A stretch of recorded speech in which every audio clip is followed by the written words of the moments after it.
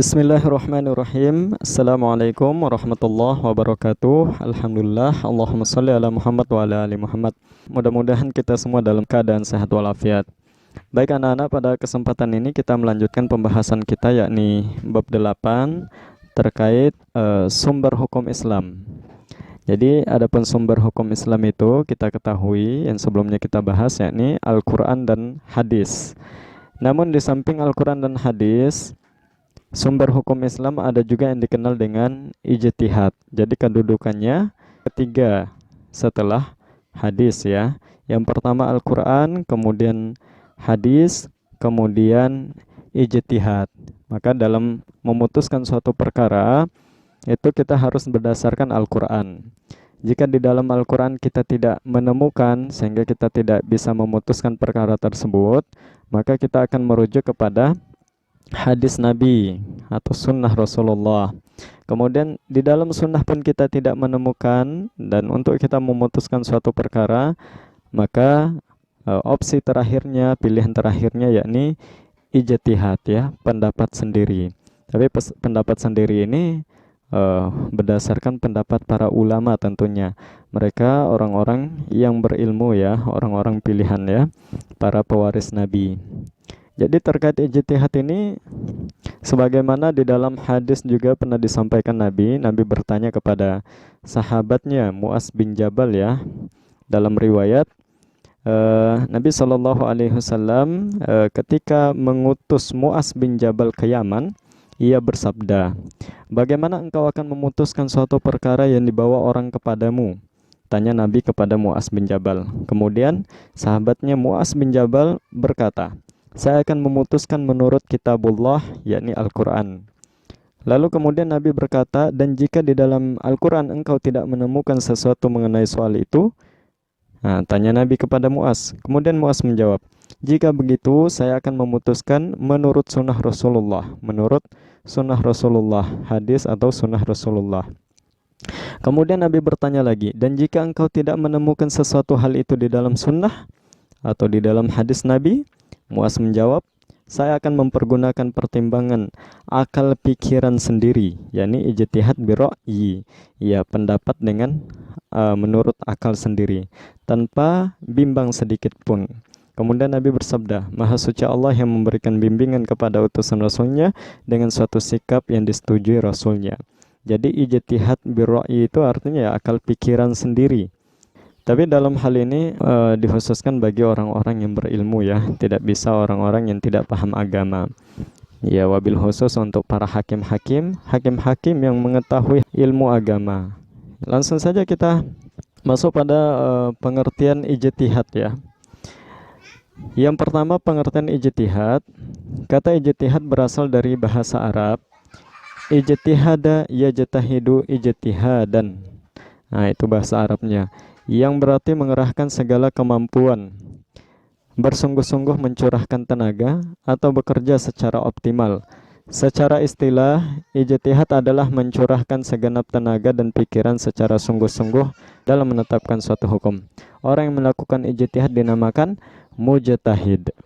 Ya, kemudian selanjutnya yang kedua, syarat-syarat berijtihad. Jadi dalam berijtihad ada syaratnya ya. Adapun syaratnya yakni yang pertama, memiliki pengetahuan yang luas dan mendalam. Kemudian yang kedua, memiliki pemahaman mendalam tentang bahasa Arab. Ya, bahasa Arab ini penting ini. Kemudian ilmu tafsir, usul fikih, dan sejarah ya. Sejarah Nabi sampai sejarah sebelum-sebelumnya. Kemudian yang ketiga, memahami cara merumuskan hukum atau istinbat. Istinbat artinya merumuskan hukum. Kemudian yang keempat, memiliki keluhuran akhlak mulia. Jadi seorang mujtahid yang berijtihad memutuskan suatu perkara itu haruslah orang yang memiliki keluhuran akhlak mulia. Bukanlah seorang yang sering berdusta, bukanlah seseorang yang sering berlaku tidak adil atau sering memutuskan suatu perkara tidak adil, maka dia tidak bisa menjadi seorang mujtahid, seseorang yang memutuskan suatu perkara. Itu syarat bagi orang yang berijtihad. Kemudian adapun kedudukan ijtihad. Ijtihad memiliki kedudukan sebagai sumber hukum Islam setelah Al-Quran dan hadis. Ijtihad dilakukan jika suatu persoalan tidak ditemukan hukumnya dalam Al-Quran dan hadis. Namun demikian, hukum yang dihasilkan dari ijtihad tidak boleh bertentangan dengan Al-Quran maupun hadis. Nah, itu. Jadi, dalam berijtihad dilakukan jika suatu persoalan tidak ditemukan hukumnya dalam Al-Quran dan hadis. Sebagaimana dalam pengantar tadi yang Pak Guru sampaikan, percakapan antara Nabi dan sahabatnya Mu'az bin Jabal. Ketika tidak bisa memutuskan suatu perkara dengan Al-Quran, maka dengan hadis. Dengan hadis tidak bisa, maka dengan ijtihad. Dan tidak boleh bertentangan dengan Al-Quran dan hadis. Misal di dalam Al-Quran dan hadis itu diperintahkan untuk berlaku adil dan lain sebagainya. Sedangkan dalam memutuskan suatu perkara ada ketidakseimbangan, artinya tidak adil. Nah, itu tidak boleh. Artinya di situ sudah bertentangan dengan Al-Quran dan hadis yang memerintahkan untuk selalu berbuat adil dan memutuskan suatu perkara harus sesuai dengan porsinya. Tidak boleh bertentangan daripada itu. Kemudian Rasulullah SAW juga mengatakan bahwa seseorang berijtihad sesuai dengan kemampuan dan ilmunya. Kemudian ijtihadnya itu benar, maka ia mendapatkan 2 pahala. Jika kemudian ijtihadnya itu salah, maka ia mendapatkan 1 pahala. Kemudian hal tersebut ditegaskan melalui sebuah hadis Nabi. Dari Amr bin As, sesungguhnya Rasul bersabda, apabila seorang hakim berijtihad dalam memutuskan suatu persoalan, ternyata ijtihadnya benar, maka ia mendapatkan 2 pahala, dan apabila ia berijtihad kemudian ijtihadnya salah, maka ia mendapatkan 1 pahala. Jadi terkait pahala bagi orang yang berijtihad, bagi alim ulama yang berijtihad, itu sudah disampaikan memang oleh Nabi dalam hadisnya. Jika benar pahalanya 2, jika salah pahalanya 1. Kemudian bentuk-bentuk ijtihad. Ijtihad sebagai sebuah metode atau cara dalam menghasilkan sebuah hukum terbagi ke dalam beberapa bagian, yaitu sebagai berikut. Nah, ada 3 bagian, ya, 3 bagian ijtihad. Yang pertama yakni ada yang dikenal dengan ijma. Apa itu ijma? Ijma adalah kesepakatan para ulama ahli ijtihad dalam memutuskan suatu perkara atau hukum. Kesepakatan para ulama ahli ijtihad dalam memutuskan suatu perkara atau hukum. Jadi kesepakatan para mujtahid, ya. Contoh ijma di masa sahabat adalah kesepakatan untuk menghimpun wahyu ilahi yang berbentuk lembaran-lembaran terpisah menjadi sebuah mushaf Al-Quran yang seperti kita saksikan sekarang ini.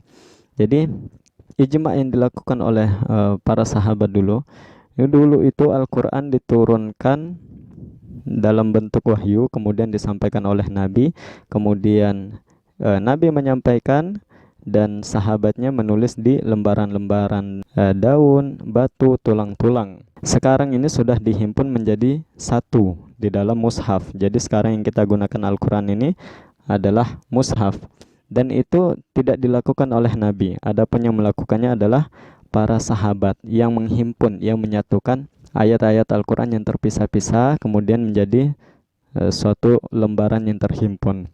Itu bukan dilakukan oleh Nabi, melainkan itu adalah kesepakatan para ulama. Oke, itu ijma. Kemudian qiyas. Bagian dari ijtihad yakni yang kedua qiyas. Qiyas adalah mempersamakan atau menganalogikan masalah baru yang tidak terdapat dalam Al-Quran atau hadis dengan yang sudah terdapat hukumnya dalam Al-Quran dan hadis karena kesamaan sifat atau karakternya. Contoh qiyas adalah mengharamkan hukum minuman keras selain khamar seperti brandy, whisky, topi miring, vodka, dan narkoba karena memiliki kesamaan sifat dan karakter dengan khamar, yaitu memabukkan. Jadi di dalam Al-Quran itu Allah sudah menyampaikan, ya ayyuhalladzina amanu innamal khamru wal maisir wal ansabu wal azlam rijzum min amali syaitan fajtanibuhu la'allakum tuflihun. Wahai orang-orang yang beriman, sesungguhnya minuman keras, berjudi, berkorban untuk berhala, dan mengundi nasib dengan anak panah adalah perbuatan keji dan termasuk perbuatan setan. Maka jauhilah perbuatan-perbuatan itu agar kamu beruntung. Quran Surah Al-Maidah ayat 90. Nah, di dalam Al-Quran itu dilarang yakni minum-minuman khamar. Khamar yakni minum-minuman yang memabukkan.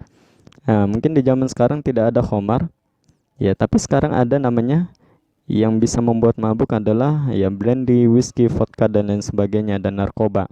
Maka sesuatu yang membuat memabukkan, ya walaupun itu tidak ada di zaman Nabi, nah itu juga dikiaskan dengan khamar itu. Jadi hukumnya haram. Itu kias, menyamakan ya, mempersamakan atau menganalogikan masalah baru yang tidak terdapat di dalam Al-Quran. Kemudian ada maslahah mursalah. Maslahah mursalah artinya penetapan hukum yang menitik beratkan pada kemanfaatan suatu perbuatan dan tujuan hakiki universal terhadap syariat Islam. Misalkan seorang wajib mengganti atau membayar kerugian atas kerugian kepada pemilik barang karena kerusakan di luar kesepakatan yang telah ditetapkan. Maslahah mursalah. Maslahah ini kebaikan ya. Jadi demi kebaikan, kalau kita sudah merusak barang seseorang, kita mengganti gitu ya. Walaupun itu mungkin tidak ada disebutkan di dalam Al-Quran, tetapi itu suatu kebaikan, silahkan dilakukan. Itu bagian daripada ijtihad. Ada 3, ijma, qiyas, maslahah, mursalah. Kemudian pembagian hukum Islam.